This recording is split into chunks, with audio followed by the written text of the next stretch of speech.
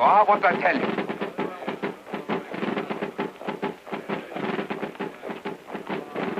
We want to know if you intend to use arms against the diggers. Out of the way. I hold no communication with rebels. Oh, so that's it now. We're rebels, eh? I gave him his rebels. Don't be a fool! Oh, but... I'll have that. No, you're always doing harm. Well, we know where we stand now. Well, if they're going to treat us as rebels, we'll act like rebels. That's what I say, but you stand by while they take my gun away. We mustn't be stampeded into doing anything All rash. right, my friend. Let's go and talk to Peter about it. He's got a good head. Yes, come on. So they've brought in the soldiers, eh? That means more arrests, more digger hunts. And the trouble is, this time they're right. We asked him to be our spokesman, and he speaks for them. I speak for myself. Spokesman? You don't want a spokesman. You had two at Hotham's, and the men they were speaking for went behind their back and... I was at Bentley's the other night. I saw all our hopes go up in those flames. You must have patience, Peter. I beg of you to have patience. Great works are going to happen. I know you are sad because things are not going your way, and so are we all as sensible men. But do stay with us, Peter. I'll let him go. He's no longer with us. Keep quiet, Vern. You're all sound and no sense. We need your advice, Peter. Think it over. You know where to find me. I gave you my advice the other night, John. Oh, sorry, Tom. What a young fool you are to get yourself mixed up in that affair. Oh, I only wanted to see the fun. Fun? You call it fun to want to kill a man? I wasn't going to kill him.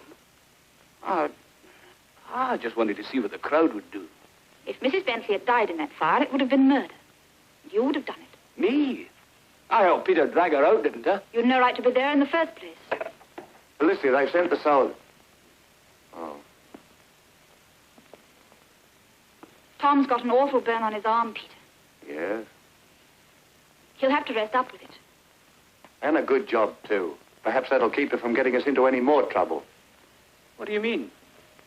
You were at the fire, weren't you? I helped you get Ma Bentley out, didn't I? Yes, you did. But if it hadn't been for me, you'd have gone in after a husband. Oh, he killed Scobie, didn't he? You don't know that. You were drunk. Ah, first you bellow against the police and then you're all for them. Why don't you make up your mind? Whose side are you on anyway? Stop it! Neither of you are any better than the mob of the other night. You've both lost your heads, as they did, over nothing at all. Nothing at all? Why didn't Don't he... interrupt. Is Tom the only one to blame? You never think before you act. You blunder from one silly... Ah. I don't know why you worry about him at all after the trouble he and his pals have got us into. Oh, they're not so bad. Honest, decent men, most of them, and you know it. Yes, I know. They're all right as men, but not as a mob. I saw them at Bentley's, Alicia, howling for blood. I tried to stop them. They shouted me down. Now they want me to help them. I want to, but I don't feel with them anymore. I keep seeing that mob. Oh, Peter, you infuriate me. Don't you realize they act on impulse? They want leading, not driving. Have you never seen children stoning a wounded bird? Horrid and senseless as you say, but teach them. Lead them and they'll never do it again.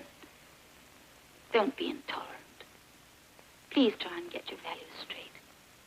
The miners need leaders, Peter. Men like you. You can't refuse them your help.